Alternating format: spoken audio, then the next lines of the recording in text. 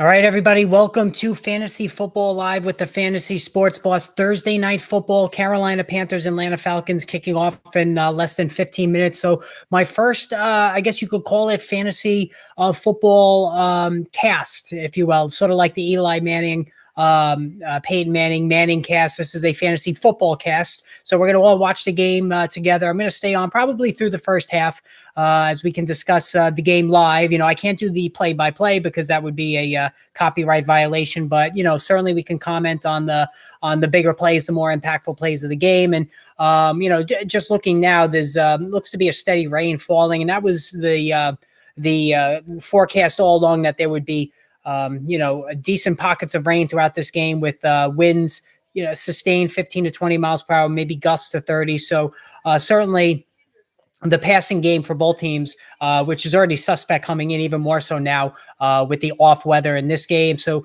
really, like I had said earlier this morning in the preview video, that it was really Cordero Patterson, and that's pretty much it in terms of who I would start in fantasy football this week in this game. So the rain is definitely coming down pretty good here. So like I said, we're going to go through everything. Make sure you hit the subscribe, hit the notification tabs, and listen, I'll take your questions. We'll share thoughts on this game and go through the injury report, all the stuff that we normally do. So a lot of people said that they wanted me to do this tonight. So you guys are the boss. Whatever you guys want, I'm willing to do. So let's have some fun with this. So let's get to the first couple of questions. Should I start Hawkinson or Foreman in the flex? Well, if you mean Hawkinson, Fran, I would start Hawkinson in the flex for sure over Foreman.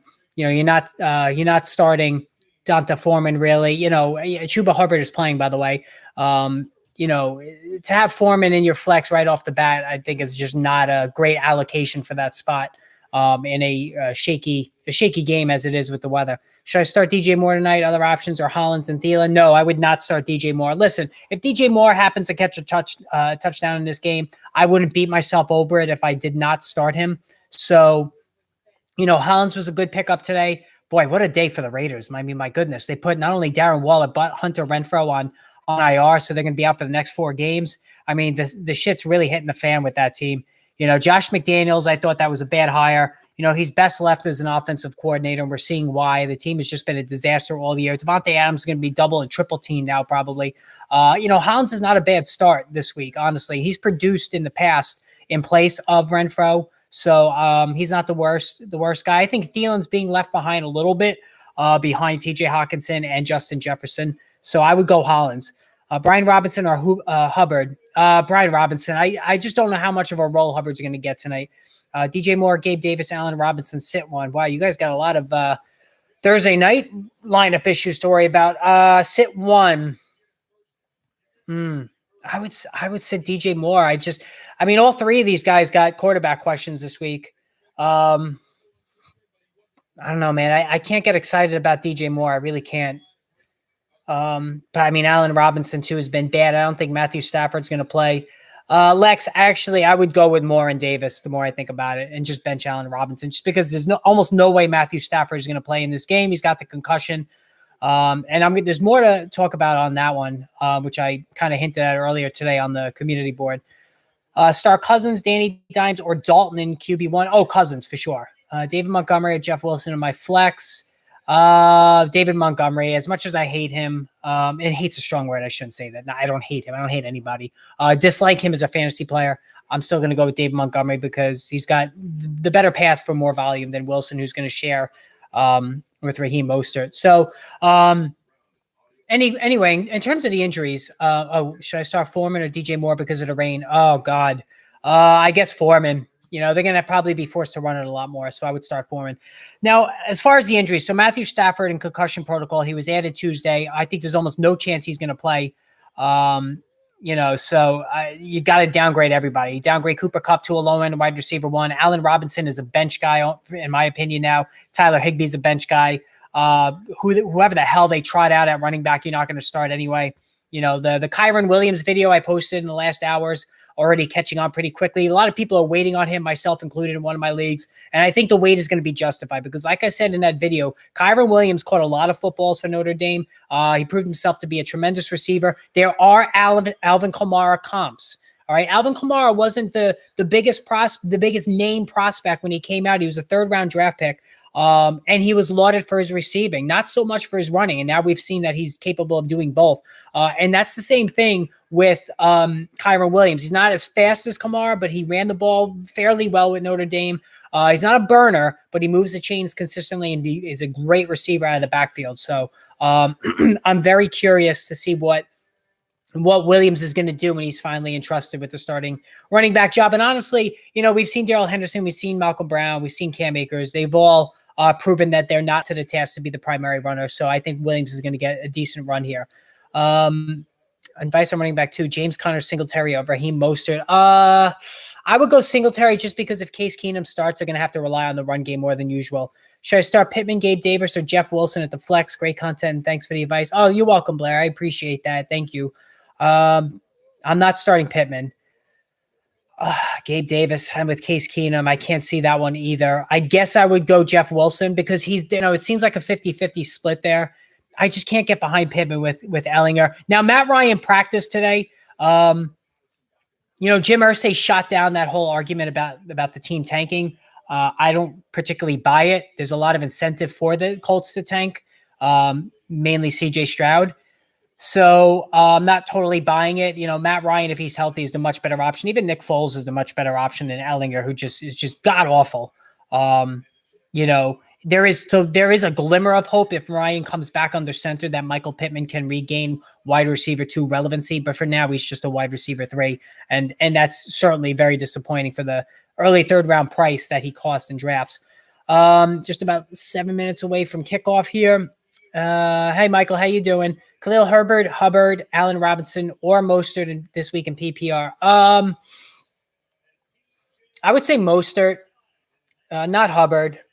And again, guys, if any of these guys like Hubbard, DJ Moore, if they go off today, or even Kyle Pitts, you can't beat yourself up over that because rain, wind, shoddy quarterbacks, run-heavy offenses, those are 4 dynamics that are working against the Drake Londons, the Kyle Pitts, and the DJ Moores in terms of the passing game. So you know what? If they happen to fall into a touchdown, you can't be like, oh, you see, I should have started him. You can't. You benching those guys is the right call.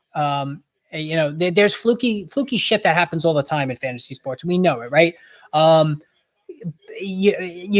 guys are bench guys, and no matter what happens tonight.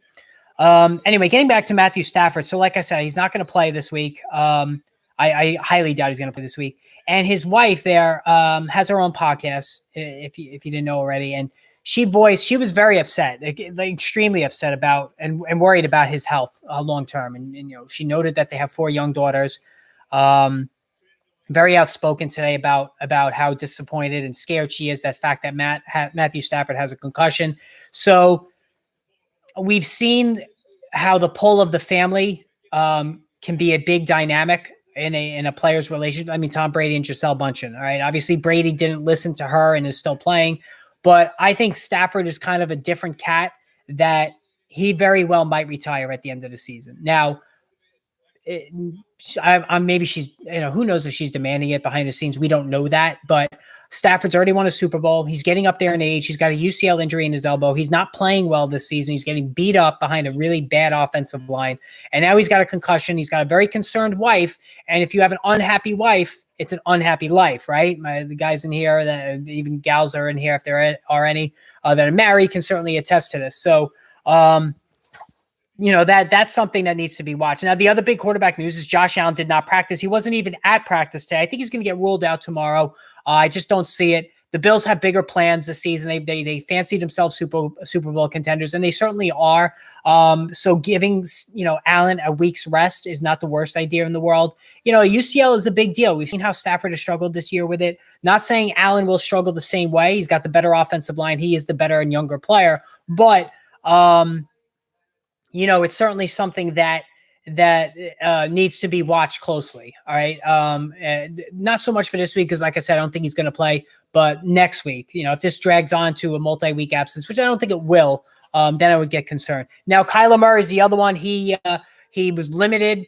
He did not practice yesterday. He had a hamstring tweak or whatnot, minor hamstring injury. It seems like he did not practice yesterday. He got in work today. Looks like he's going to be fine. It really was a walkthrough yesterday for the Cardinals. So Rondale Moore missed yesterday as well with a hand injury. He was fine today. He came back. So no issues for Moore and Murray. And I've said it over and over again. The Arizona Cardinals are like the perfect fantasy team. They just always playing from behind. They're just constantly in catch-up mode, having to throw a lot. So that is certainly good for DeAndre Hopkins, Zach Ertz, Rondale Moore, and their fantasy numbers, and eventually Marquise Brown when he comes back. Is Case Keenum worth a stash? No, definitely not. You could do a lot better, even in super flex league. I don't think he's a stash. Carolina plus 2.5 if you like money. I don't really get into the betting often on here. I did give you the 49ers, who actually I was surprised they're the fourth choice to win the Super Bowl this year. I thought they were going to have more generous odds, but that's the team I think that could win the Super Bowl at a somewhat generous price. Just checking out some of all right. So Keenan Allen did not practice again today. This is just getting ridiculous with Keenan Allen. I say this every day, every week. He's had multiple strains with the hamstring. Is an IR stint in the forecast for Keenan Allen like it was for Darren Waller? I don't know. He's not getting any better. I don't think he plays this week. So Josh Palmer, you got to put him back in there if you're a Palmer owner. And really, Palmer balled out last week. He did a fantastic job. So, I think Palmer is a really good play. But again, Justin Herbert is being dragged down this season. He is not supplying anywhere near the draft capital it costs to get you, Justin Herbert on your team. So that's more or less due to the injuries to Mike Williams and Keenan Allen. All right. So I don't think Keenan Allen goes again. Dial up Gerald Everett, dial up, Joshua Palmer. Thanks to you have Warren and Williams on my team. Oh, Joe, you're welcome. Yeah, listen, you always got to stay ahead of the news. And as soon as I, saw the rumblings that Jaylen Warren, whether if he gets a start or not, I think it's irrelevant, but I think he's gonna get a lot of work this week. And I think a changing of the guard is underway. We've seen just way too much listless play out of Najee Harris, who really wasn't that good last season anyway, but he got by on volume, under 4 yards per carry last year, way under 4 yards per carry this season. And I think Warren is the much more explosive player, has more upside, as does Kyren Williams with the Rams. I think Keenan is droppable. Definitely not going to be someone I don't think he's droppable. He's still a really good player when he's on the field. But, how long is he going to be out? I'm hoping it's just one more week and then Keenan Allen gets back on the field. But it's been, somebody posted something on Twitter that the number one guy in all of fantasy this season that's taken up the most space collectively on a fantasy football bench is Keenan Allen. I mean, he's been clogging the bench for weeks now, and it just doesn't look like it's getting any better. 1,000 subscribers around the corner. Yes, Salim, thank you. I'm almost at 1,000 subscribers. I cleared the 4,000 viewing hour mark in 13 weeks. So I was really quick and I'm really happy about that. Once I get 1,000 subscribers, I think I'm at like 917. And then I'll have the super chat option. I know the chat is moving faster and faster. And some, if I miss a question, guys, I apologize. The more subscribers, the more people I get in on the live streams, the faster the chat's going to go. I'm going to miss stuff. So that's why when the super chat is there. And again, I never ask for any donation, never ask for any super chats. I just want to put that out there. Whatever you give is always appreciated. Certainly never expected. And this is always going to be a free channel. If I do anything else exclusively above it, like the draft guides, I sell the draft guides and I'll they're sold through Amazon. They're sold through Barnes and Nobles. I'm also going to sell them on here. That's separate from the channel, but the channel, the videos are always going to be free. Should I drop Mike Williams and Rashad Bateman? Certainly Rashad Bateman, you could. I would not drop Mike Williams because the rain is really coming down in this game. So we're just about ready for kickoff. No, you can't drop Mike Williams. He's still. So Cordero Patterson is looks like he's going back to get the kickoff. That's interesting. Didn't see that. So I'm not sure how to read into that. Tyler Algier is going to get work. Caleb Huntley is going to get work. I don't think Patterson is ever going to be a bell cow back again this season, just because Algier actually has been pretty good the last couple of weeks. So that's interesting. He's back on kickoff return. Not sure exactly what that means. So, all right. So the game's getting ready to kick off. Let's enjoy. I know we're probably not at the same juncture I have DirecTV. People that have cable might be slightly ahead or behind, so I'll try not to blow anything. I'll wait a couple of seconds if there's any big play and then comment on it. So Patterson's taking it out, and he brought it past the 25. And of course, there's a flag. There's always a flag on special teams. I mean, I don't even know why they bother. But do you think Cole Kmet is going to be fantasy relevant second half of the season? Have Higbee? Yeah, Cole Kmet is definitely. Listen, it was never an issue with Cole Kmet not having talent. He was very good last season despite not having a touchdown catch. And I think he's going to be used. Now the offense is really conducive to Justin Fields' strength. And I think that Kmet's going to be solid the rest of the way. Trade Gabe Davis and Gus for St. Brown. Oh, absolutely, Boba Fett, 100%. Love St. Brown. If anybody's offering you St. Brown, you jump on that right away. Start 2 wide receivers. All right, so Cordell Patterson is behind Mariota for the first play. So him taking the opening handoff is not – the opening kickoff is not impacting Patterson, starting the game in the backfield. Start 2 in wide receiver. And Patterson gets stuffed on the first play, really picked up only a yard or so. Start 2 wide receivers in standard: Olave, Evans, Palmer, or Tony. Definitely not Tony. I would go Evans. Seattle's defense is not very good. I like Olave too. That's a tough one. I think Palmer's going to have a good game. If I had to pick, my initial gut was Evans and Palmer. So it's extremely close over to Olave. Drop Everett for Pacheco. No more Pacheco, please, guys. Just stop wasting your time on Isaiah Pacheco. I've been saying this since the summer. There's just too many mouths to feed in this offense. It's just not worth it. So, and Mariota just threw one of the most ugly pass I've ever seen, I think. It was right at the feet of Kyle Pitts. And listen, guys, Kyle Pitts, if you're a Kyle Pitts owner in here, my condolences. It's been rough. Legal man downfield. So another second penalty already on the Falcons in this game. With Galladay back and Slayton getting attention, is Wan'Dale flex option? Yeah, Wan'Dale's going to be a flex option. Galladay's washed. They declined the penalty. Galladay's washed. I don't think Galladay's return means anything to the offense. So I don't think that's an issue there. So third down coming up for Atlanta. Should I start Hill over Goddard? No. Why would you do that? No, never. Dallas Goddard's been awesome. He's been he's inching closer and closer to the Mark Andrews, Travis Kelce tier. He really is. So I assume all you guys got the game on, right? So what do you think about the Amazon Prime package? And all right, they got the first down. We have a Kyle Pitts sighting. So Kyle Pitts with his first catch, I think it went for about 12 yards. Holy crap. Stop the presses. And he's coming off the field, and he's not injured, but it just shows you the run-heavy dimensions of this offense that, Pitts makes a key. The fact that Pitts ever comes off the field is, never – that should never happen. But Algier was in on third down there. So Algier, is he the third down back? I don't know. Like I said, I think all the running backs are going to be used. And that's why if you're a Cordell Patterson owner, as good as he looked last week, now Caleb Huntley's got to carry. So we have a Caleb Huntley sighting, we have a Tyler Algier sighting, and we have a Cordell Patterson sighting. So all 3 guys are getting work. And this is what I said was going to happen. Even though Patterson got the touchdowns last week, I don't think that he's going to be as fantasy profitable the rest of the way, like he was, certainly the first half of last season, when he was unbelievable. All right, let me go through some more of these injuries. So, and listen, you got to hand it to the Falcons. We criticize this coaching staff because of the run-heavy nature because we're frustrated fantasy owners of Kyle Pitts and Drake London. I get it, but the extreme run-heavy nature of it is just obviously not fantasy friendly. But the Falcons have been in every game this season. They're winning more games than anybody could have anticipated. So you got to hand it to this coaching staff. They're getting it done. Kind of like the NFL Network. There's Ian's better leg. Yeah, listen, I like it. I like it better for sure. On NFL Network, the Amazon, the quality of the appearance of the game just is not up to par for me. It's been glitchy at times, especially early in the season. Another third down coming up for the Falcons here. it's just I don't know. I'm not really a fan of it.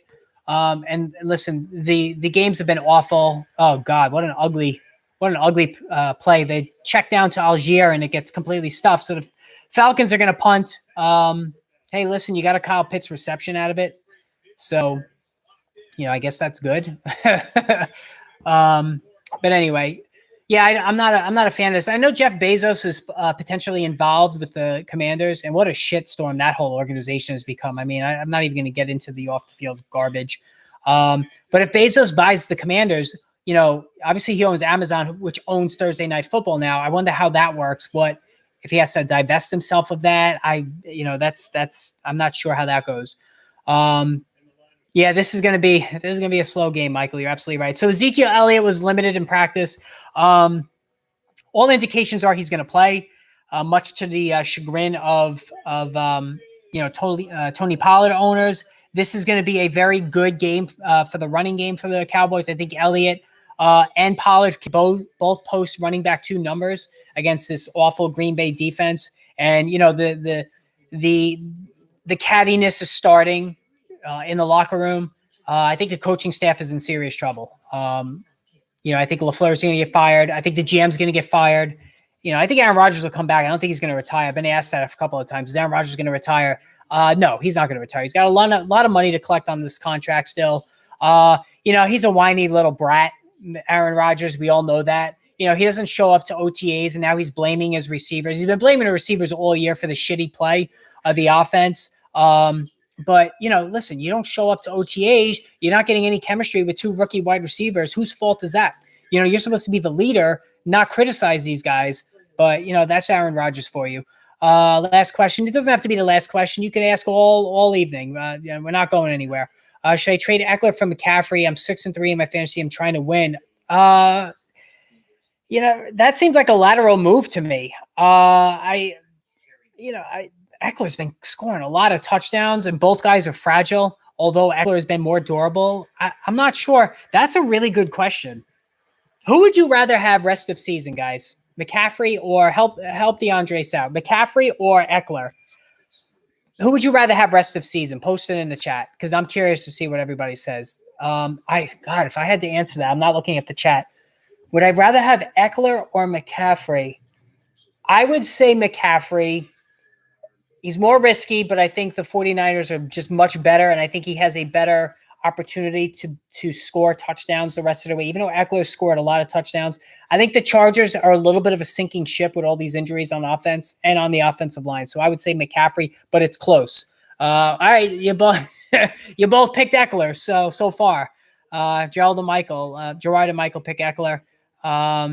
Listen, it's close. I mean, I can't Eckler. McCaffrey, 6-1, half dozen the other, in my opinion. Drop 1, Gallup, Reynolds, or London. Reynolds, he's injured. I don't think he's playing again this week. Trade Mixon for high-value running back. I could get Travis Etienne and Olave right now. Oh, do that trade right now. Listen, that was the first really good game Mixon's had all season, and I said this right after that game. Offer Mixon around everywhere. He was actually pretty bad. I mean, he was averaging only a little bit more than 3 per carry. Prior to that, like video game Madden performance that he put forth in week 9, you're never going to see Mixon's value be any higher than it is now. So if you can get Etienne and Olave, and I love both of those guys, and we're seeing why, do that trade right now before he pulls the offer. Great start for the Falcons. Yeah, but you know what, Randy? Honestly, the Panthers are pathetic. The Falcons aren't. So I got to be fair. The Falcons have been more competitive than anybody could have anticipated. I own Olave. Olave's been good. I was the idiot that traded him for Darren Waller earlier in the season. And, now that's certainly was a shitty trade that I made. But initially, people were like, Darren Waller for Chris Olave, we should veto that. Well, that's why you don't veto trades, because that guy who got Olave looks like a genius, and I look like the moron. I would take either one too, Michael. Boy, this game is going to be rough, guys. Oh, my God. High value, but no numbers. Yeah, for sure. Just went and accepted. All right, good. That was a good deal, man. I don't know why anybody would trade Travis Etienne. I started DJ Moore, and I'm fully prepared for yeah, it's going to be bad. Hey, you know what? They got a first down, though. So Foreman, at least, he's getting a lot of work early on, mostly, 2 to 3 yards and then a cloud of dust. Facing Moore, I hope you're right, Randy. Yeah, you know what? It's a shame what's happening with DJ Moore. It really is. This guy is extremely talented. 90 plus catches the last couple of years, over 1,000 yards, and they're running Foreman again. Jeez, I guess he's going to get like 30 carries in this game. DJ Moore has been phenomenal. He's only had 4 receiving touchdowns, I believe, each of the last 2 seasons. So the touchdowns weren't there, but the rest of the production was. But God, Baker Mayfield just really knows how to suck the life out of receivers. He did it with Odell. He did it with DJ Moore. You put DJ Moore on any other team, man, he's gonna ball out. So if they do wind up drafting CJ Stroud, and I think that's a perfect fit for Carolina, Stroud is going to be really good. I think DJ Moore will reclaim his value next season. And DJ Moore, just as we said it, catches his first pass of the game. So I think, Randy, that's probably about 2 points right there. So 20 yards. So that's 3 points in a PPR league. So Moore is on the board. And this is actually a nice throw. Really nice throw. Those outs to the sidelines are very tough passes for a quarterback to make. And Moore, PJ Walker really laid that in nicely. This is crazy. But I actually have Olave, Eckler, Barkley, Stevenson, Walker. All right, so it looks like Blackshear just got a carry. He took it about 12 yards. I have Olave, Eckler, Barkley, Stevenson, Walker, Lamar, and Justin. Holy crap, Gerard. If you lose this league, man, shame on you. Oh, my God. That is a packed lineup. Start 2 running back and a flex. Swift, Monty, Wilson, and Olave. So 2 running backs. I would go Olave is the flex.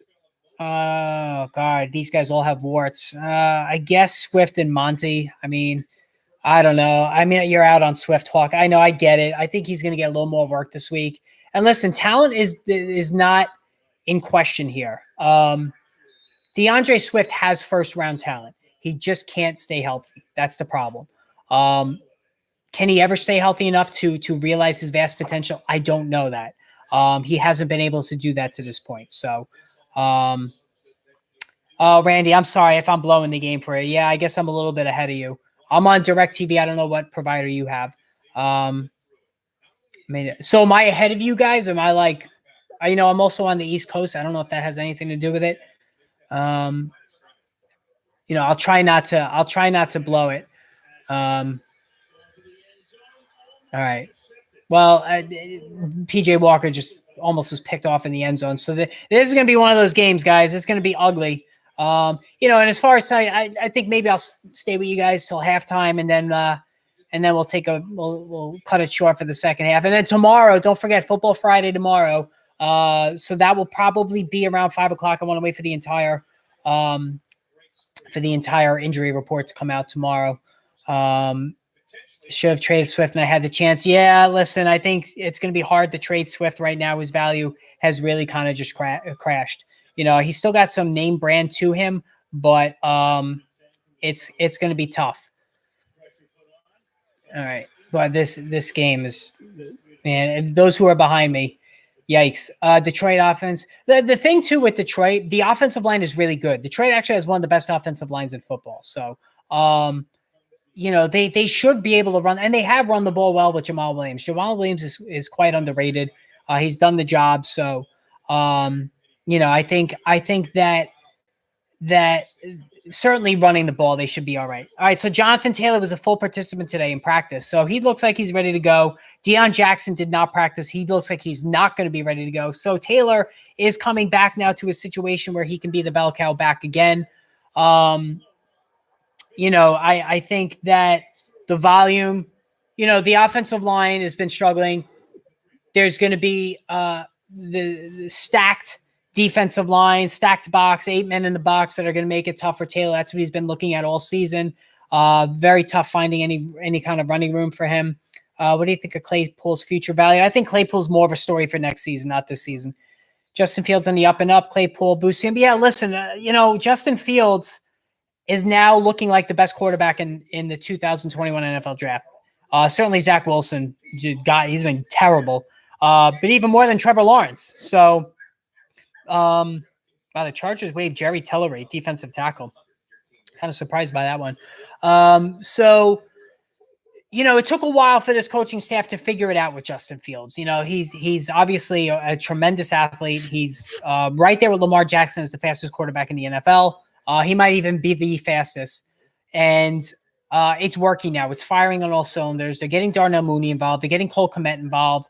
I mean, Fields is putting up insane points. He's got the Lions this week. More of the same, I think, in terms of big time numbers. I think it's going to be really good at work. Just dropping by to support the boss. Oh, wow, you're working late, huh? You mind asking what you do? That's kind of rough working this late when the Thursday night football game is on, right? But I appreciate that. Thank you for the support. David Njoku didn't practice with the ankle injury. He's not going to play this week. If you could still hold on to him, I would. Deshaun Watson's return is right around the corner, and I think that an already solid season from Njoku is just going to get that much better when Watson is under center. Hollins, Herbert, or Thielen? I'm leaning Hollins. Yeah, I would go Hollins too. I think I answered this already. Somebody else had asked me that. Yes, 1,000 subscribers coming up fast. Listen, 13 weeks, I'm at 917, and the click-through is very high as well, which I'm very happy about. I think once I get 1,000 subscribers too, I get to tap into the AdSense advertised revenue that YouTube has. So that's going to be nice as well. I already started working on the NFL prospect draft guide. I've been watching all the college football games. So that comes out in the end of January, early February. So make sure you look for that as well. Thank you, Gerard. I really appreciate that. I think maybe I'm going to start doing this every Thursday. I don't know why I didn't think of it earlier. Somebody had mentioned it a few weeks ago. I didn't know if anybody would be interested. Since we're not on all of our feeds of this game are not exactly on the same wavelength. So I don't want to, blow any plays before somebody gets to see it, but I'm glad you're all enjoying it. I'm enjoying it. This is a lot of fun. I do like the stream, the live streams with you guys. It's certainly brings me a great deal of enjoyment. Quality, consistent contact locks. Thank you, Randy. I'm going to definitely keep it up. And I don't know, have any of you guys, who here in the chat was a reader of the website when I had the website, the Fantasy Sports Boss website? I don't think a lot of people that are subscribers really even know about the website. I did that for like 15 years, and it got very laborious. I wrote almost every word on that too, and it was just a lot of writing. It took a lot of time, and after a while, I just kind of lost the joy of covering fantasy sports. But then I decided to get back into it, doing the channel, and I'm just having a time in my life with it. So you found me on YouTube. Yeah, most people I think found me on YouTube, but I have been doing the draft guides for over 10 years. So if you go on Amazon, you type in the Fantasy Sports Boss, you'll see all of the draft guides that I've done over the years. The first couple of years I did it were kind of rough, but I've gotten better at it in terms of, the content itself and the quality of the writing and all that other stuff. So, I hope you guys enjoy those draft guides too. If you do wind up purchasing them, couch cushions are upside down. No, dude, this is the way it is. They're screwed in, or not screwed in, but they're like built into it that way. And let me tell, my wife picked out these couches, and I fucking hate them. Just, she's upstairs. I don't want her to hear me, but I hate them so much. But this, right? Guys who are married here, whatever they decide, you got to just go with it, right? Because if they're not happy, then your life is miserable. So, I hate these couches. They're just awful. It's like sectionals. I hate sectionals. Okay, Travis ETM. Oh, the guy that traded you, Travis, he's on here. Who is it? Oh man, I was trashing that offer too, man. Whoever that is, man. I'm sorry. I think that Hawk kind of took you in that trade. I wish I found your channel in the first 4 weeks of the season. Injuries killed me. Yeah, Michael, injuries are killing a lot of people, and I really like that. I really like that comment. Thank you. I appreciate that. Tell him what an idiot is for trading me, Travis and Olave. I'm not. You know what? Idiots. I'm not gonna call anybody an idiot, but myself, I was an idiot for trading Chris Olave. But it wasn't his best offer. Let's just put it that way. All right, so the Falcons are starting to move the football now. It looks like the rain is really, really light. I don't see the wind being much of a factor, so at least so far it hasn't been too bad. Couch cushion guy is the one. Oh, really? Okay. Yeah, these cushions, they're all – oh, wait, maybe they're not. I don't know, man. My wife handles all this shit. I don't even know, but I don't like these couches. Um, but anyway, so yeah, I did the website for 15 years. Now I don't know a little something about myself. So I coach high school football, as you guys know. Um, we're in the second round of the playoffs. There's 4 rounds. If we win Saturday, we're on to the semis, and then hopefully, if we win that, we're on to the finals. So um, I do, and I'm also a teacher, believe it or not. And can't share where. Like to keep all that separate. But yes, that's what I do as my main job, and this has been my hobby. Going back 15 years, and it's become a business too. Like with the draft guys, I've been doing those for 15 years. I've made a business out of that. I certainly can't do that full time. I can't give up my day job, but maybe down the line I can do that, especially if the channel continues to take off. But it's a hobby that I enjoy doing that puts some extra money in my pocket. So I can't take fantasy advice from Stephen Miller's little brother. Oh, Stephen Miller's little brother. Okay. All right. I know who Stephen Miller is. Not sure how to take that, but okay. I'm not sure I get it, but I guess we don't do politics on this channel. So any politics, I'm not going to go there. This is a politics free channel. The only thing we're ever going to debate here is fantasy sports. So, and listen, if you don't like my advice, you don't like my show, then just go watch somebody else. That's all. And I respect that. There's stuff out there that I don't particularly like that I don't agree with, but that's everybody has a right to their opinion as long as they're respectful. I have no problem. He'll read it in comment. Doc's so mad. Yeah, listen, Doc, I'm just telling it like it is. I'm sorry. Ingram still limited. Drop for an Otten. Ingram still limited. Drop for Otten or Gesicki. I would drop for Otten. And what I do, the reason why I pick Otten is because Brady's really starting to look for him around the red zone. So, he had the game-winning touchdown last week. And I think he's becoming more and more part of this offense, and Brady's growing more comfortable with him as well. He's just mad. I love your show. Yeah. Listen, I wasn't trying to insult the guy. I gave my opinion on the trade. I think he gave too much away. And listen, I'm just as much of an idiot, and I'm not calling you an idiot. I'm calling myself an idiot when I traded Chris Olave for Darren Waller. I mean, it's a horrible trade. And I've made horrible trades every year I played fantasy sports. So I'm certainly no different than anybody else. London looking more and more droppable. Yeah, unfortunately, it was a big start to the season, and the Falcons are just killing themselves with penalties. It's been a rough season for them, for the passing game, I should say. Derrick Henry didn't practice again today. It looks like it's just another maintenance day for him. I wouldn't worry too much about it. Now if he's not practicing tomorrow, then I would be a little bit more concerned about him. I actually thought that was pretty funny that he called me Stephen Miller, though. Anybody looks up Stephen Miller, do we look alike? I don't remember exactly. I know who he is. I just don't know exactly.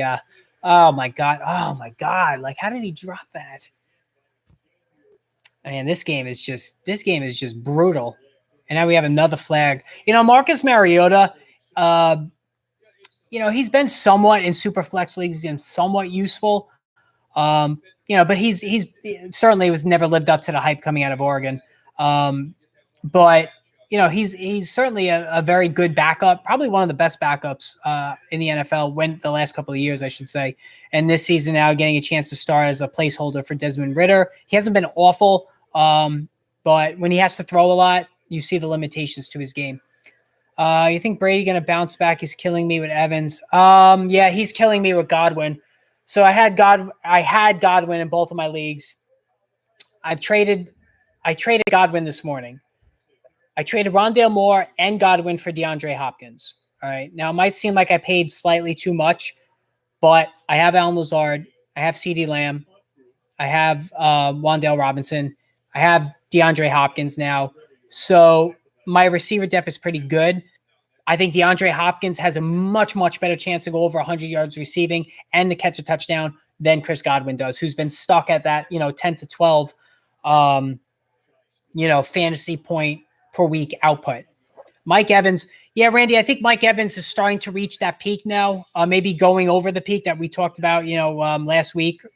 he's reached the age of 30. We've seen with Keenan Allen, who has gone over the cliff.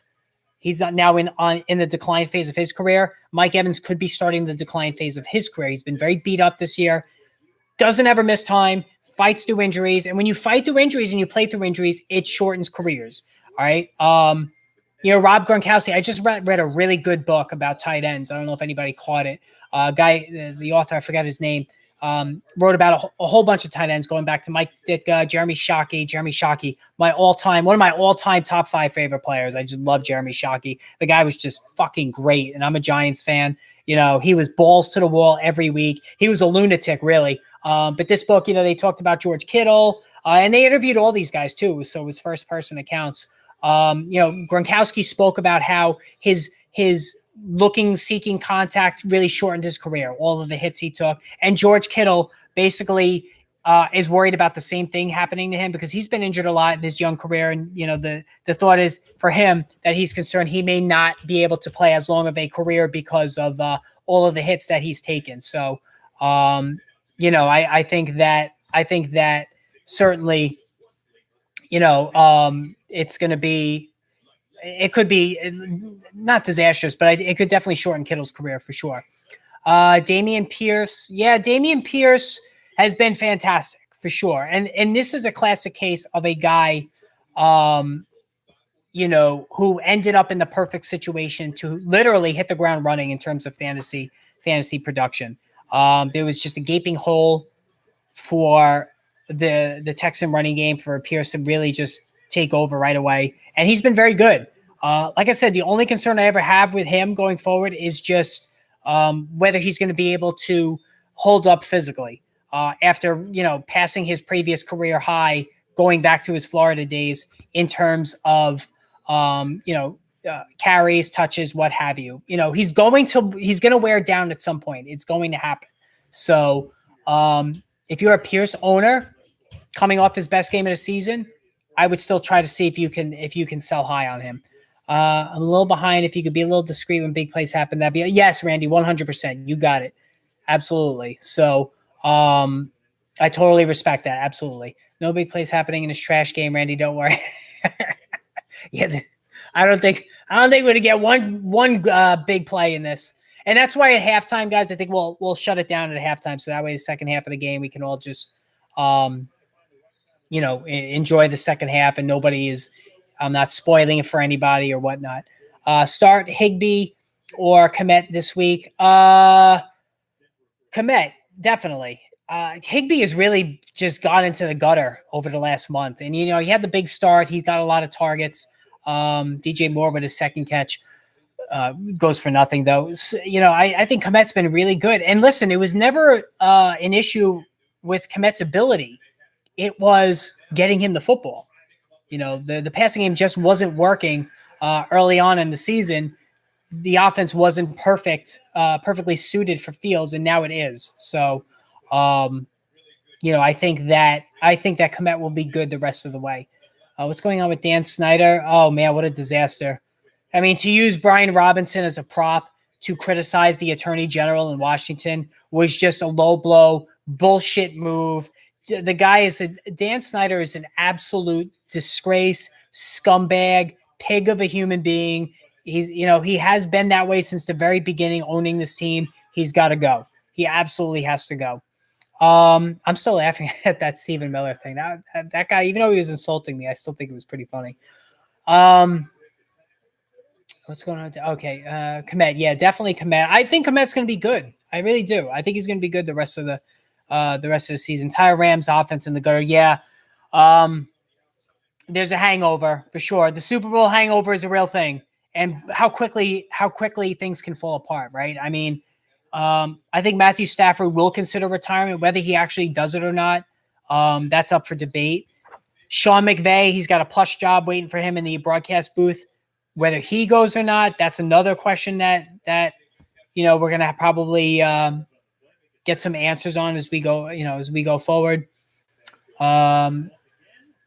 There's just no imagination in this game offensively for either team. Now I know the quarterbacks have their limitations, but I mean this game is setting back football like years. And it's been that way almost every Thursday.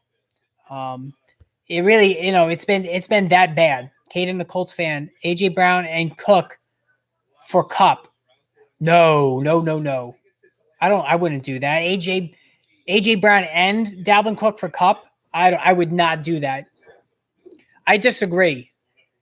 Hawk, I disagree. I mean, we don't know Stafford's situation. AJ Brown has been phenomenal. Cook has not lived up to his past standards. And there's another guy who might be going over the cliff, but he hasn't been brutal. He hasn't been Jonathan Taylor. He hasn't been DeAndre Swift. He's been slightly disappointing. So maybe a little more than slightly, but I think a lot of that is scheme too. Kevin O'Connell comes from the Rams offense that doesn't throw to their running back. So I think without the receptions, and Cook is certainly a very capable receiver, that's hurt his bottom line numbers more than it probably should. Cup stock is going down. Yeah, I think so. I don't even remember who's the backup again on the Rams. Is that John Wolford guy? He actually played pretty well when Stafford was out. I think Stafford missed a couple of games last year. Wolford was not terrible. Or maybe it was the year before. I don't remember. I just remember that guy coming in and making some plays. Yeah, listen, I mean, Kupp gets fed totally, 100%. But A.J. Brown's playing really freaking well, too. He's like right in the top 5-6 range in fantasy receivers this year. Who do you think the number one pick in fantasy drafts next year?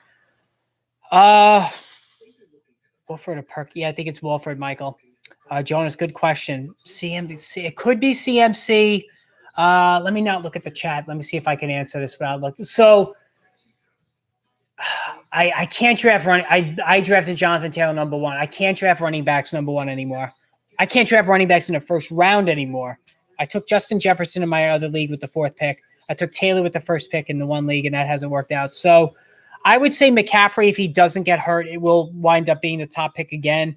I think Saquon Barkley will be probably in the 2-3 range. I mean, Tyreek Hill is putting up crazy numbers. I don't think he would get to be number one, though. I don't know. I think it is CMC. Am I missing anybody? CMC.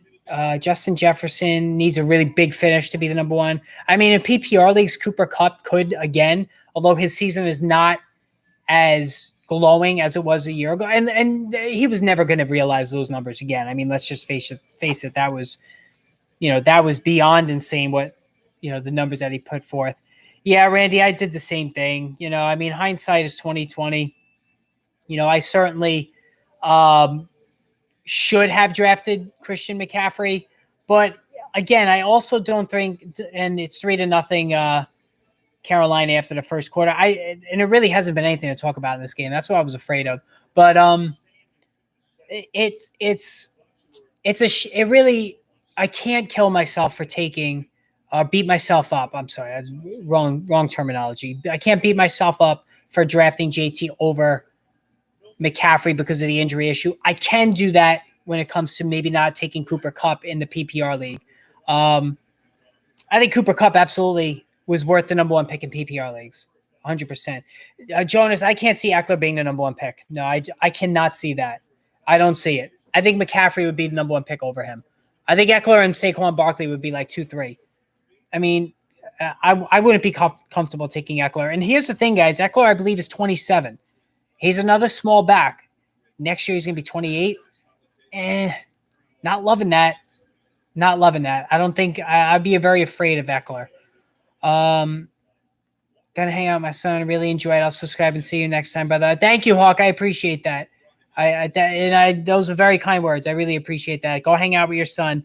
That's what it's all about. My son is 13, and at least to this point, really is not showing a lot of interest in football. He runs track, so he's athletic. But I mean, you know what?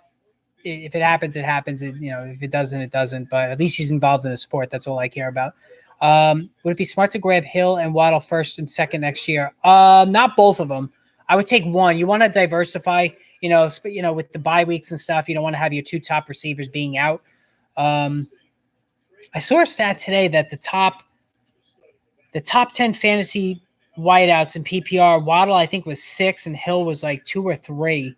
So I didn't realize Waddle was that high. And it's really just crazy to even think about the fact that we were all concerned about, uh, Tua Tagovailoa coming in as a quarterback. And, in actuality, he's been phenomenal. And he has engineered two top 10 fantasy wideouts on the same team, which is just crazy if you really think about it. I'm trying to find that chart that I saw this morning by NBC Sports Edge. Oh, here it is. All right, so yeah, the Carolina O line. Foreman's running pretty good. I know Hubbard's in there now. Top 10 fantasy running backs, PPR scoring after week 9. Austin Eckler's number 1. Joe Mixon's number 2. So Mixon, that huge game, elevated himself to number 2. Derrick Henry's number 3. Christian McCaffrey number 4. Nick Chubb is 5. Saquon is 6. Josh Jacobs is 7, but he's starting to slip. Ramondre Stevenson is 8. I talked to you guys about league winners. Ramondre Stevenson is there. Leonard Fournette is 9. God, it seems like he's been so god-awful this season. But you know what? That goes to show you in PPR, if you ever a running back that can catch the football really well, like Fournette, then it really can elevate you. And that's why Fournette is number 9. And Aaron Jones, 10, despite still not getting the amount of carries that we would like. I hope Kyron Williams is number 1 pick next season. Yeah. Well, he's going to have to do a lot in these next couple of games to be the number 1 pick. I would say ETN next year will be a monster. Yeah, ETN could be top 5. I could see it. I don't know why why they're not throwing to him more, because, he too was known for catching a lot of passes coming into the season, coming into the NFL from college. All right, now the top 10 fantasy wideouts. Number 1 is Tyreek Hill. Number 2 is Cooper Kupp. 3 is Stephon Diggs. Jefferson is 4. Jalen Waddle's 5. Holy crap. So, and the Panthers is just going exclusively running with the run game. And they're using all 3 running backs. So Blackshear, Hubbard, and Foreman are all getting carries. So Tua Tagovailoa has engineered 2 receivers on the same team, top 5 results in PPR league. Crazy. So Devontae Adams is 6. AJ Brown is 7. Chase is 8. So Chase would have been higher, obviously, without the injury. And I'm interested to see if he comes back next week. Tyler Lockett is 9. Tyler Lockett's been quietly very good again. And he hasn't had those wild swings like he used to have with Russell Wilson. It was very annoying owning Tyler Lockett with Russell Wilson, because he would go off one week and then next week he would do nothing. Number 10, Christian Kirk. So Christian Kirk has been like the old Tyler Lockett this season. Kirk has been very, very, very wild with his production on a weekly basis. And, last week was an up week, but he's tough to trust. Yeah, so Austin Eckler, number 1. Been a really, really tremendous season. I was a little leery about Eckler, coming off the monster year that he had last season. Was it sustainable? Was the touchdown percentage, unrepeatable? He's been right there, just like he did last season. I see Breece Hall being a first rounder. Yeah, Breece Hall should be a first rounder, probably a late first rounder because of the injury. So many freaking committee backfields. Yeah, a lot of committee backfields for sure. A lot of 3-man committee backfields. The Chiefs, three-man backfield. The Rams have been like a 4-man backfield. Obviously Carolina in this game, in the Falcons in this game using 3 guys, which is really frustrating. Is Jeff Wilson taking over Miami backfield? I can see it. Yeah, I can see it too. I'm not saying he's taking over. Remember, both of these guys were coached by Mike McDaniel in San Francisco. So McDaniel's just not going to turn his back on Mostert. He's not going to do that. Clearly he has an affinity for both, because he pushed Chase Edmonds quickly aside when we all thought Chase Edmonds was going to be a gem of a PPR back this season. We have an injury in Atlanta, so they're going to a commercial break. So, and this game is going really quick with all these running plays. So, I think it's going to be at least an early finish. But, I think Jeff Wilson and Mostert 50-50 split, certainly. And, man, just unbelievable. Chase Edmonds. I'm really curious to see what he does in Denver now. You still have Melvin Gordon. You still have Latavius Murray. There's another place, 3 running backs, right? So, I think it's not. Chase Edmonds was actually really good with Arizona the last couple of years in the role that he was in. You know, he wasn't getting the goal line work, but he was catching a lot of passes. He ran the ball fairly well. I just don't understand why it went so wrong in Miami. What's your thoughts on Zamir White? He's limited, Michael. He did not catch hardly any passes in college. I knocked him in my draft guide because he wasn't much of a receiver. You know, Brian Robinson caught a lot of passes in his 1 year with Alabama, 1 year that he played. Zamir White didn't. You know, the Raiders are going to move on from Josh Jacobs. At least I think they are. So Zamir White will become the starter. They'll probably bring in a compliment because he's not going to be a bell cow. I'd be shocked if they bring back Josh Jacobs. They already declined his 5th-year option. Zamir White in standard leagues, I'd be a little more excited. Not in PPR leagues. Any hot takes on free agents this offseason? It's hard to say with the franchise tag. You know, that thing is a pain in the ass. It's hard to say who will actually get to free agency. Like, for example, Saquon Barkley. The Giants are going to tag him. You know, whereas it seemed like all those injuries, the Giants were just going to simply let him go at the end of the season. He's been so good this season that they're going to franchise tag him. So he's not going to hit the open market. So it's really difficult to – now Josh Jacobs, I think, could hit the open market. But a running back looking for a second contract, they usually don't get the big money anymore. And they shouldn't because there is such a short shelf life to their careers. Thoughts on how good or bad Deshaun Watson will be? I think it'll be good. You know, I think your first game you trade carefully. If you're in a super flex league, you know, maybe you keep him benched that first game. But listen, talent is never in question. He is a phenomenal player. He's going to run all over the place. He's a very accurate, strong arm quarterback. He has all the tools you need to be the Pro Bowl quarterback he always has been. How will Deshaun affect Amari? I think he's going to boost Amari. I was really loving Amari Cooper coming into the season before the suspension when it became apparent. And listen, Amari Cooper is still playing really well. He's had some blow-up games. He's had some duds. I know the trend of him going off at home and struggling on the road and doing better in domes and all that stuff. But when Deshaun Watson comes back, Cooper is going to be really, really good, really valuable. And you know what? There's an idea. There's a buy low video idea. Go out now and trade for Amari Cooper. I have Kyler Murray, Kupp, Diggs, Ken Walker, ETN. Well done. Traded Tua and Josh Palmer for Pollard. They're really feeding Donta Foreman in this game.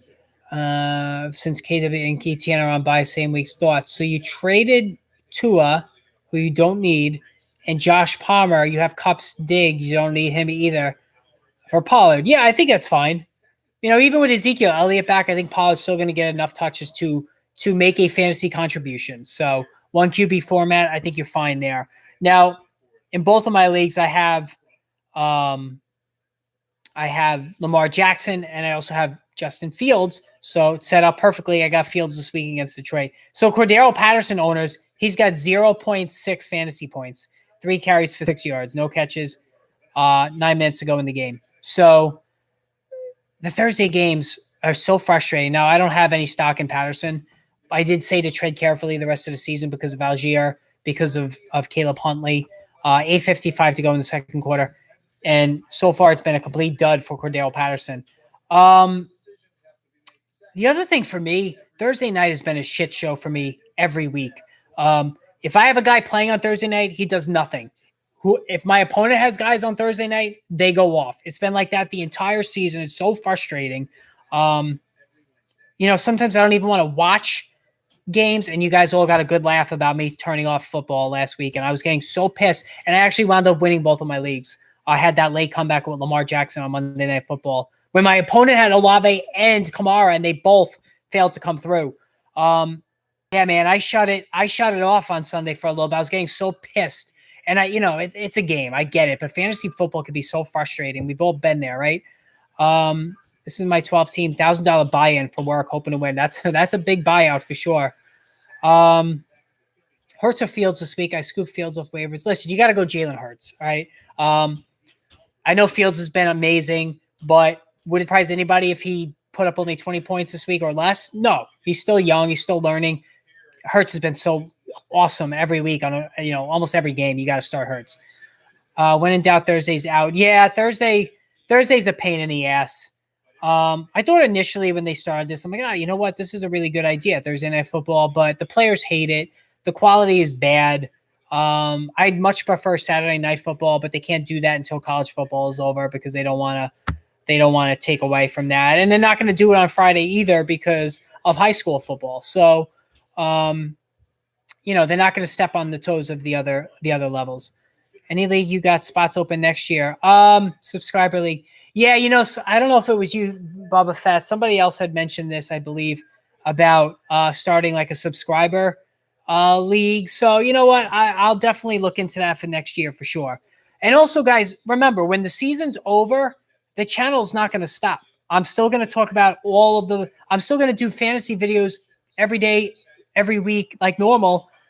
Free agency, discussing free agency, any trades, the NFL draft. I'm going to do a lot of NFL draft stuff. If you guys are draft nicks, make sure you stay in tune to the channel because I'm going to start profiling every player that I think is going to get drafted one at a time, give you my synopsis. And that would really be helpful when it comes to fantasy football drafting season because you could pull up old videos. You go in the search bar of my channel, the homepage there, and you type in a prospect's name, and you'll be able to pull up a video and listen to what I think of them. So that would have been really helpful this season with Kyron Williams, and Jameson Williams and all of Chris Olave, all the other receivers and offensive players that would help you in fantasy. And remember, preseason, I said Chris Olave would lead all receivers, rookie receivers in fantasy points. I talked about him, Garrett Wilson, Drake London, and I narrowed it down one by one. And Garrett Wilson, I think, was third. Drake London, I had second, and I have Olave first, and it's going to end up that way as well. Curious to see though this week if the Saints decide to, they're not going to bench Dalton this week, but if Dalton struggles again this week, do they go back to Jameis Winston? That would be really bad for Alvin Kamara. And speaking of Kamara, it looks like the NFL is not going to do anything in terms of suspending him. They're going to wait until the legal process plays out, which, that video quality was pretty poor. So I'm not sure. They're really going to do anything anyway. But we'll see. If he does wind up getting convicted or cops to a plea, maybe the league slaps him with a 1-game suspension next season, violating the league's personal conduct policy. I look forward to seeing Kyron on the field. Been sitting on my IR for, him and Jameson Williams have been sitting in my IR. Williams in one league and, what's his name in the other league. So Kyron Williams in the other league. So, I think Jameson Williams can be a thing when he finally gets back on the field, although, it's maybe it might be too little too late. But certainly Kyron Williams, I'm very curious to see how well he does. And listen, at this point, Sean McVay has throw his hands up in the air. Just throw him out there, right? Henderson's been bad. Malcolm Brown has been bad. Cam Akers has been beyond bad. I mean, like comically bad. So, I think that there's why not? Give it a shot. Give him a whole bunch of carries. And there's been multiple reports that I've talked about over and over that Kyron Williams was going to be a thing week one. We saw Darrell Henderson got the start. If Kyron Williams was healthy, maybe he starts that game. And if he has a good game, maybe he winds up being the starter for the duration of the season. So I talked about Cordero Patterson, 3 carries for 6 yards, 0.6 fantasy points. Algier is in the backfield now. Not sure. He's not hurt. I really thought Patterson would be used a little bit more to this point in the game. I was concerned about a 3-man backfield because, honestly, Algier has been playing pretty well the last couple of weeks. Huntley's had his moments. Patterson, do they want to maybe preserve him for the second half of the season? I don't know. But, he's not out there right now. Algier got the carry on first down. He's not out there for second down. I think Kyle Pitts has 2 catches. Let me see. DJ Moore, I believe, has 3. Let me just take a look at the box score because I'm talking and trying to watch at the same time. So, yeah, it looks like Kyle Pitts has got 1 catch for 10 yards. So, we're approaching halftime. Same old story with Kyle Pitts. And again, it's not his fault. And this is one lesson we got to take for next season. No matter how much talent a guy has, a receiver has, if he's got a bad quarterback, it's not going to work. It's not going to work. We've seen it with Kyle Pitts. He can't throw himself the football. All right. So that is one lesson to learn for next season for sure. DJ Moore is 3 for 28. So, almost 6 fantasy points. I guess that's about as much as you could expect for the first half for DJ Moore. The other lesson is I think we all collectively shied away from Nick Chubb and Derrick Henry because they don't catch passes in PPR leagues, especially. But even though they still are not catching passes this season, they've been very good, beyond very good. They've been running back one. Chubb has been as good as Saquon Barkley, as good as Christian McCaffrey. So, honestly, next season, maybe Henry had more trepidation at 29 years old. I mean, the wheels got to fall off eventually, right? Or is he going to be Curtis Martin and go to 32 years old and still put up big-time numbers? So the Falcons are punting again. Man, if you're a Cordell Patterson owner, you are not liking the way this game is going. That was the only guy I told you to start. And maybe he should have been a bench too. I mean, I don't understand why they're not. He's clearly the best running back. But again, what do I know, right? I'm just sitting here on my couch with possibly upside down pillows. This new Sylvester Stallone show on Paramount looks pretty good. So I don't know if you guys are watching this commercial right now. I mean, you got to love Sly Stallone, right? I mean, the guy still got it. I think he's like 80 years old. He's still got muscles popping out everywhere. This looks like one of those like Sopranos-like shows, mafia shows. Tulsa King. Yeah, so that looks pretty good. I don't know. Sorry, I just kind of jumped off topic for a little bit there. Now, as far as Algier, 5 for 7 rushing, Patterson 3 for 6, Huntley 1 for -1, Donta Foreman 10 for 43, Hubbard 2 for 9. I mean, there is nothing happening in this game from a fantasy perspective. But again, that's what we expected, right? I mean, it was obvious coming in that this was going to be a real tough on the eyes kind of game, and it's been everything but. Looking forward to seeing. I read that. Did you see where Matt Canada said Najee is now healthy and expects him to trend in the right direction? Michael, that's coach speak.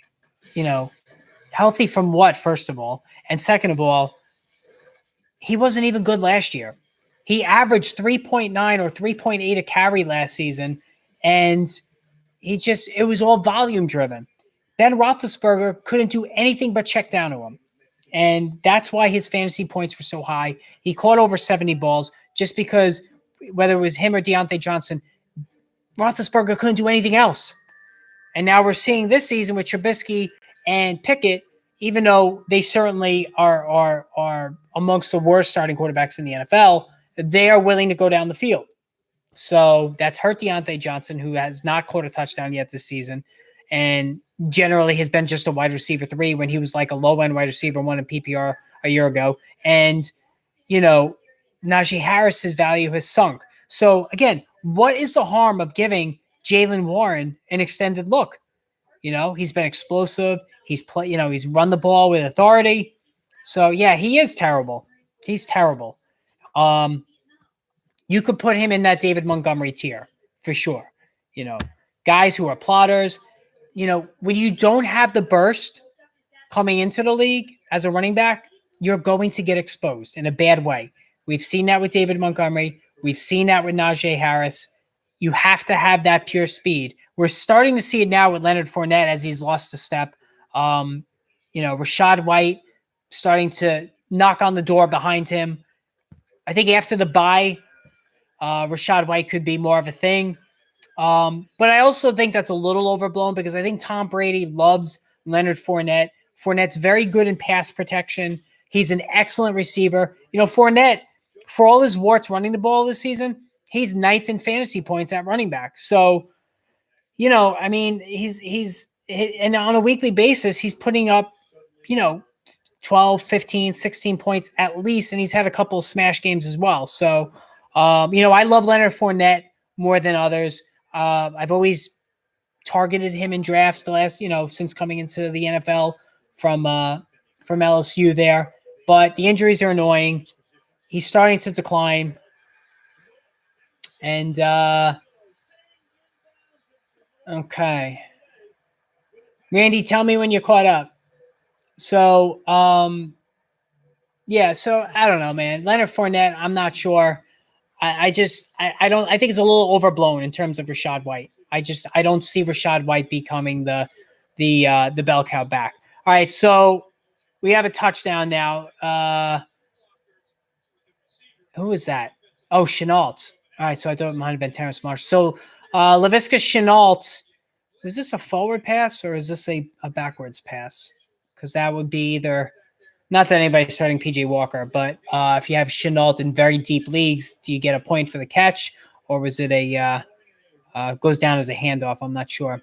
Yeah, Chenault out of nowhere. And when Chenault, I remember when he came into the NFL, he had quite a bit of pop attached to his name as well because, he ran the football. He did jet sweeps in college, in addition to his receiving work. So that hasn't exactly translated to the NFL as well. Speaking of jet sweeps, how about Deebo Samuel right now? Deebo Samuel, it's going to be I think it's going to be a tough rest of season for Deebo Samuel. I don't think it's going to be, I'm watching you 20 seconds behind so you can react on time. Oh, okay, perfect. Thank you, Randy. I appreciate that. Yeah, so I think Deebo Samuel's going to have a tough time the rest of the way. Again, it's not about talent; it's about opportunity. Christian McCaffrey's arrival hurts. He's not going to get the carries that he did, previously. And I think that George Kittle taking off now in the offense. You have Brandon Ayuk, who solidified his reputation now as a wide receiver one. So if you own Deebo Samuel, I think if he has a big game this week, maybe try to sell him. All right. Try to sell him before the next dud comes, because I just don't think the consistency is going to be there the rest of the way. And listen, the guy gets banged up a lot too. He's always injured, going back to college. And I think that's going to be could be an issue the rest of the way as well. So, yeah, I can't even believe right now with, and by the way, I'm going up against Cordell Patterson in the one league that I'm 5-4 and have been struggling with all season. So I'm not too upset right now. Coming in, I'm playing the highest scoring team, and I was slated as Yahoo. You know how they do those projected points and whatnot. I had a 41% chance to win coming into Thursday night, and now I've improved to 44%. So because I'm playing the best team, he's got Mahomes, he's got St. Brown, he's got McCaffrey, he's got Kelsey, he's got Mark Andrews, who's not playing this week. And this guy I'm playing, this was interesting. So this is a 12-team league.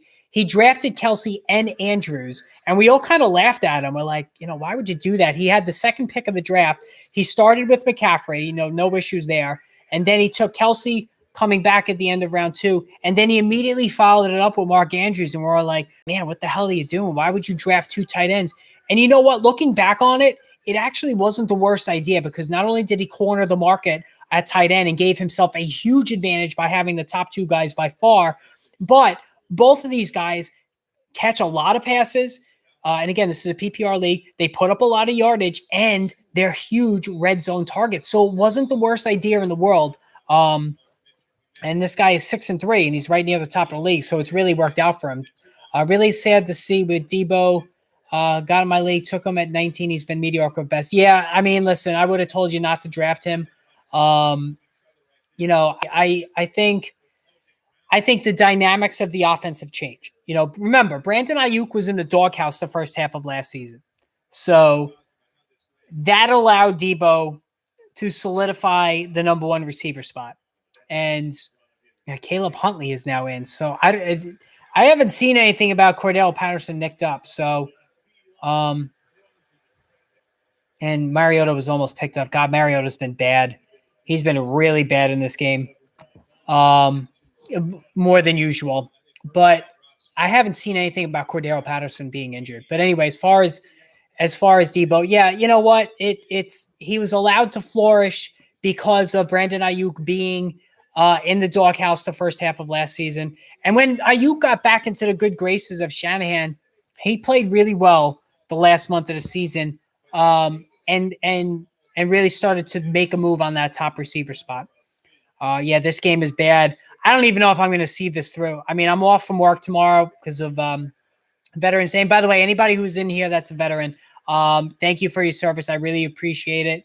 My fine. Oh my God, Mariota just got picked right after he almost got picked. Now he got picked. But anyway, my father was in the Navy. So Veterans Day is always a big one for me. And my father's still alive. He's 73. He's enjoying his retirement, but he went in at 72 or 3 with Vietnam was still going on. So Veterans Day is a big deal. I don't know why there's a flag. All right, so no flag. And did he return this for a touchdown? No, he went out of bounds. Okay. So Mariota just got picked. Panthers have the ball again. And if you have Cordell Patterson, it's definitely a rough start to this game for sure. Why are they throwing so much? I don't know, man. And it's funny, Michael. They're throwing it now, but they're still not throwing it to Kyle Pitts. So listen, Kyle Pitts, if his name was Joe Schmo, he would have been dropped weeks ago. Just because you spent a 3rd round pick on Kyle Pitts, you almost can't drop him. But the production is saying you need to drop Kyle Pitts. All right. Hope Foreman gets more before the half. He's in there right now, so I think he will. And he's been pretty decent in this one. I don't think he has a reception though. That's the only thing. You're not going to get the catches from Foreman. Would you drop Pacheco for Kyron Williams? Oh, 100%. I mean this with all due respect, guys. I don't know why anybody still holds Pacheco, honestly, because CEH is still there. Jerick McKinnon is still there. I know the Chiefs offense is, a juggernaut, but they threw the balls over 60 times last week. So this is a pass first, pass second, pass third offense. So I don't think Pacheco really has any value. Falcons being down is good since Pitts will stop running, right?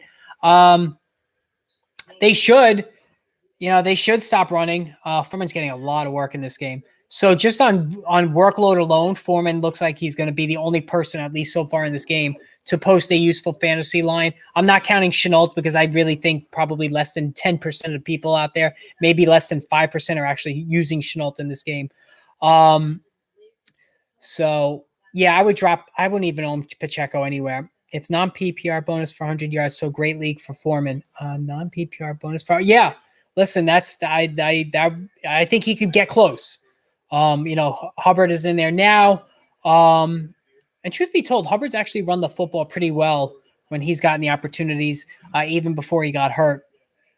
I think he was, I think he's an Oklahoma State kid, if I remember correctly. And he put up some really good numbers in college as well. So, the talent is there. Terrace Marshall, I don't think has a catch in this game. So, I know Terrace Marshall's ownership has risen over the last couple of weeks. But again, you just can't start anybody in these games on these teams even going forward. So, all right, we're almost at the 2-minute warning now. So, we are at the 2-minute warning now. So yeah, this game has gone by pretty rapidly. Yahoo's at 0% efficient. Yeah, I even worse than I anticipated. Right. So yeah, again, nobody's really owning Chenault. So that's no shock there. But for the Falcons, you can't lose to the Carolina Panthers. If you fancy yourself to be in playoff contention this season, and certainly you can't lose this game. So, Ryan Fitzpatrick, I mentioned this weeks ago. First of all, Ryan Fitzpatrick, just like Jeremy Shockey, Ryan Fitzpatrick is one of my all-time favorite players. The guy was fun to watch, wasn't he? I mean, he goes to Harvard, so he's a real cerebral. He's really smart. He always played like his hair was on fire, no matter which team he was on. Buffalo, he did nice things. He did nice things for the Jets. The Texans, the Bengals. He's been all over the map. Tampa Bay, he really, he played well there. He was always good for that, handful of games where he would throw like 4 touchdowns, 300 yards, run for 50 yards. He had very underrated speed. I think Ryan Fitzpatrick, in my opinion, is the very best backup quarterback in the history of the NFL. Agree or disagree? Think about how many places he's been, how well he's played in all these places, and all the wins he has as a backup. I think he's the best backup quarterback in the history of the NFL. Now, I know Jeff Hostetler won a Super Bowl with the Giants, which certainly hits home for me as a Giants fan.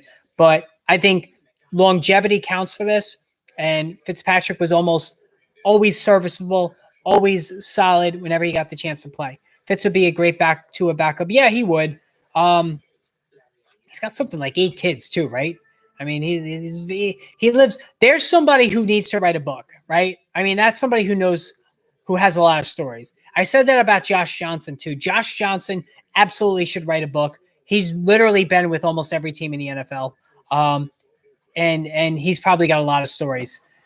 He also trade Chase for Amon-Ra and Swift non PPR. I wouldn't do that. No. I don't want 2 Lions. I definitely wouldn't do that. Who's the backup for the Falcons? Is that Matt Schaub, guys? Is he still in the NFL? I'm kidding. No, Desmond Ridder. Desmond Ridder, the rookie from Cincinnati.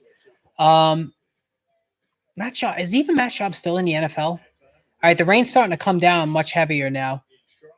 But again, it doesn't even matter. Nobody's going to be scoring any points in this game as it is.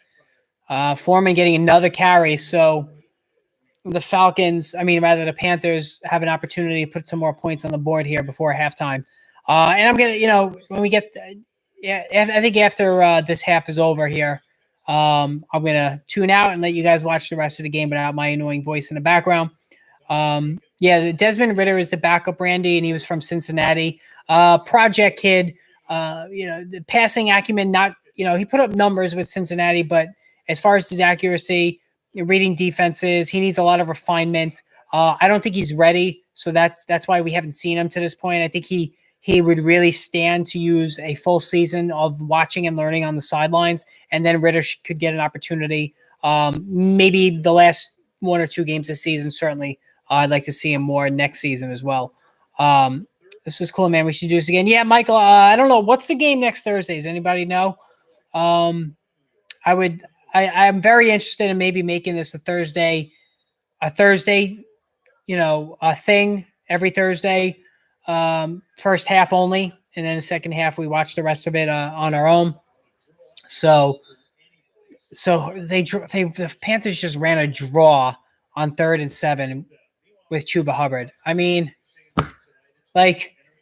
what are we doing? I just don't understand it. Hey, Bus, just saw your video about your ranking Kyron number 3, rookie running back behind Brees and ahead of Pierce. Can you expand on that? My concern is the size and speed. Listen, Kyron Williams was an ultra productive back at Notre Dame. Not big, not a burner, but he always moved forward with the ball. He was always productive, broke tackles at a high rate. He was just a tough physical runner who made the most of his ability. And excellent receiver. Caught a lot of passes there. Very adept at catching the football. And, he just knows how to get open in a passing game. And I bring up the Alvin Kamara comparison because remember, Kamara was a 3rd-round draft pick, not really on the NFL draft radar, prior to his draft that year. And the number one thing I remember Mel Kiper talking about is that, Alvin Kamara, tremendous receiver, not sure what he's going to do as a runner, but certainly as a receiver, he's got the goods. Kyron Williams has the goods as a receiver. I think he's going to be better than people think as a runner as well. I think he's going to surprise a lot of people. Hopefully, finally, he can get on the field. Tennessee versus Green Bay. That's the game. So Tennessee versus Green Bay. Oh, God, I got Aaron Jones on a Thursday. That means he's going to score 5 points.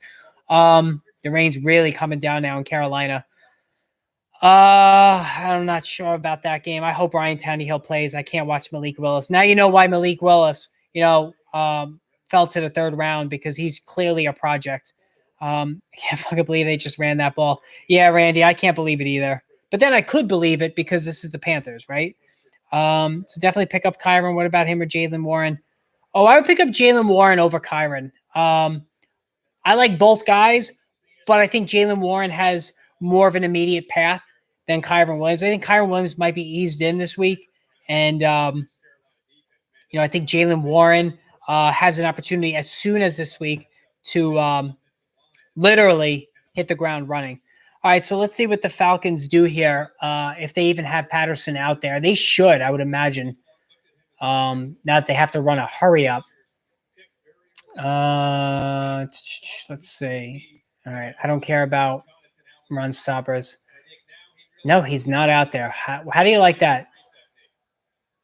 So Drake London, oh my God, he just got backed up. That's a helmet-to-helmet hit. That's bullshit, man. Yeah, that's how you really hurt somebody.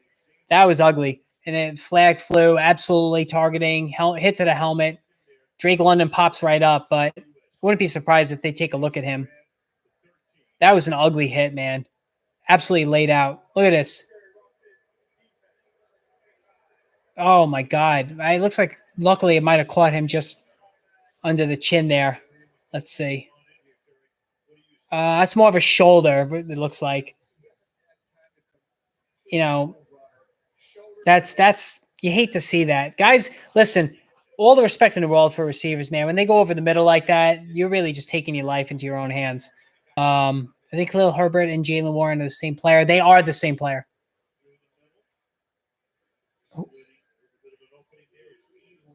Avery Williams, guys, is carrying the ball now. So we've got 4 running backs now for the Falcons. What are they doing? And Mariota runs it too, so really 5 backs.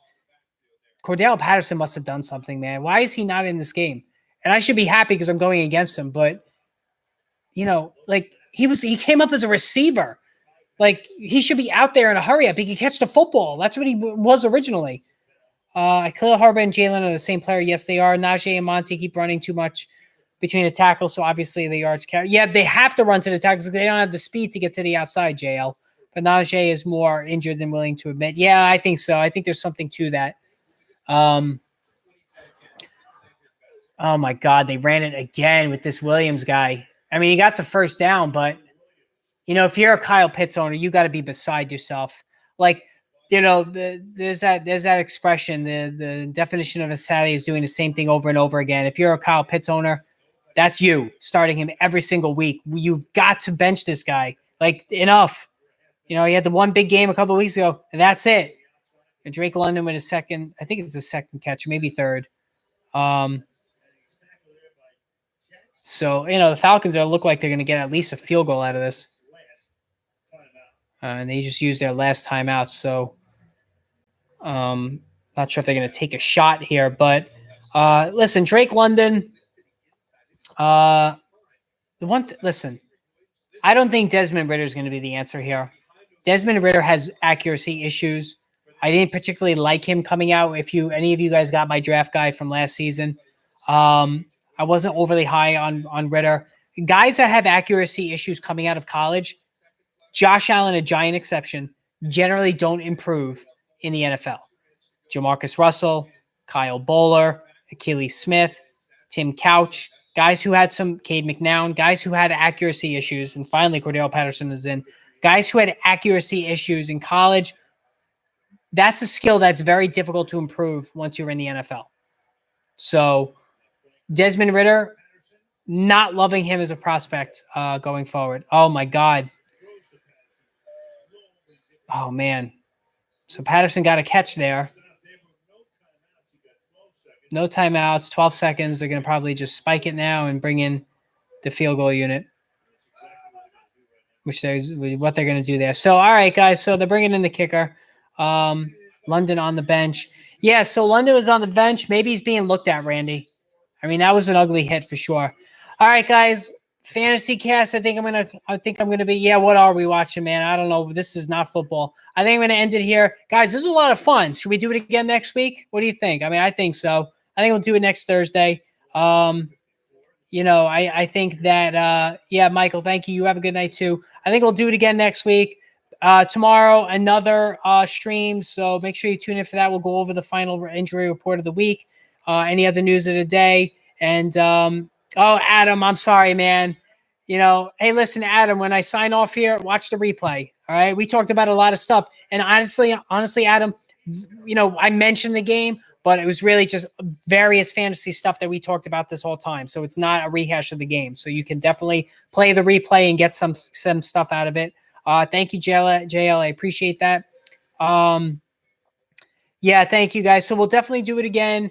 And you know what? Maybe Mondays too. Yeah, that's right. We could always do Monday. Blair, thank you. I appreciate that. You guys are awesome. Thanks for the kind words. And we could do Monday. We could do Thursday. But I certainly will see you tomorrow for the Friday stream. Enjoy the game, the rest of the game if you can. Enjoy the rest of your night. Take care, everybody. Good luck.